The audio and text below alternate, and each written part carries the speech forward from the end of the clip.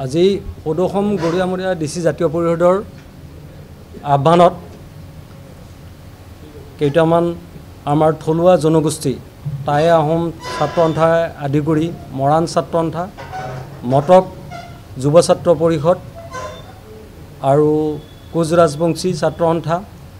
গুৰ্খা সন্মিলনী তিৱা ছাত্ৰ সন্থা লগত এক বৰ্তমান সময়ৰ পৰিপ্ৰেক্ষিতত আৰু বৰ্তমান যিটো ৰাজনৈতিক অৱস্থা বা সামাজিক অৱস্থাৰ বিষয়ে আমি আলোকপাত কৰোঁ আলোচনা কৰোঁ আৰু তাত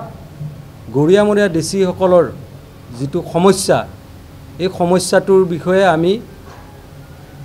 আলোচনা কৰোঁ তাত বিশেষকৈ আৰু এই আলোচনাত আমি আটাইকেইটা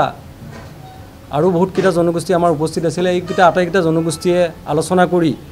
কেইটামান আমি সিদ্ধান্ত গ্ৰহণ কৰোঁ এই সিদ্ধান্তকেইটা হৈছে গৰিয়ামৰীয়া ডিচি হওক থলুৱা ইছলামধৰ্মী জনগোষ্ঠীকেইটাক অতি সোনকালে তেওঁলোকৰ জৰীপৰ ব্যৱস্থা কৰি পৰিচয় পত্ৰ প্ৰদান কৰিব লাগে। ২ নম্বৰ কথাটো হ'ল থলুৱা লোকসকলৰ বিৰুদ্ধে আক্ৰোশমূলকভাৱে সকলো কাম কৰিছে সেইসকলৰ বিৰুদ্ধে ঐক্যবদ্ধ সংগ্ৰাম হ'ব লাগে। থলুৱা জনগোষ্ঠীৰ মাজত ধৰ্মীয় বিভাজন কৰা শক্তিৰ বিৰুদ্ধে আমি সদায় সংগ্ৰাম কৰি যাম একেলগে গোটেইকেইটা আটাইকেইটা জনগোষ্ঠীয়ে মিলি। থলুৱা মাজত কোনো ধৰ্মৰ কথা নাই, খ্ৰীষ্টান ইছলাম থলুৱা যিকোনো হ'ব পাৰে। গতিকে আমাৰ এটাই শ্লোগান খিলঞ্জীয়া খিলঞ্জীয়া ভাই ভাই, ইয়াত কোনো ধৰ্মৰ কথা নাই। আমাৰ প্ৰথম কথা যে অসম চৰকাৰে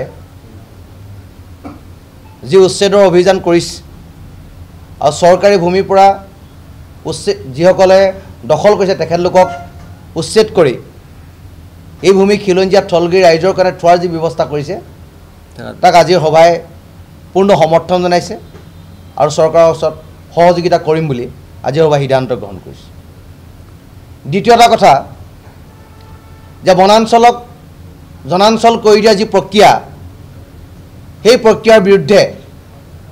আজি সভাই মত পোষণ কৰিছে আৰু চৰকাৰক এই ক্ষেত্ৰত বিহিত ব্যৱস্থা গ্ৰহণ কৰিবৰ কাৰণে আমি অনুৰোধ জনাইছোঁ। কিন্তু সভাই এটা কথা দুখ প্ৰকাশ কৰিছে যে উচ্ছেদৰ নামত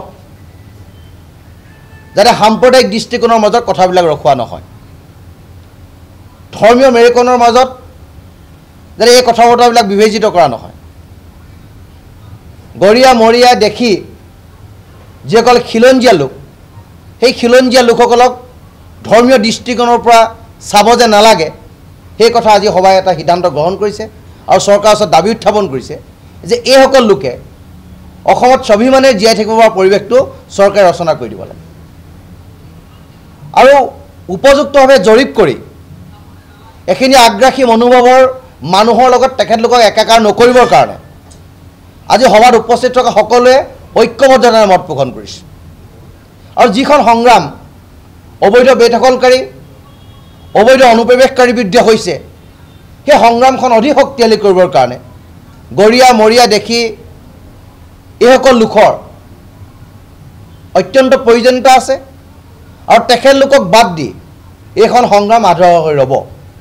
সেই কথা আমি স্পষ্টভাৱে আমি কৈছোঁ আৰু অনাগত সময়তো আমি এখেতলোকক লগত লৈ অসমৰ খিলঞ্জীয়া ৰাইজে অবৈধ বেদখলকাৰী অবৈধ অনুপ্ৰৱেশকাৰী আৰু সন্দেহযুক্ত নাগৰিকৰ বিৰুদ্ধে এখন যে সংগ্ৰাম অৱতীৰ্ণ হ'ম সেই কথা আজি স্পষ্টভাৱে সভাই মত পোষণ কৰিছে।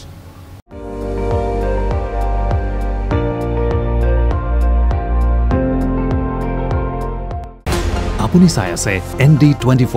সৰ্বশ্ৰেষ্ঠ নহয় সৰ্বোত্তমৰ দৌৰত।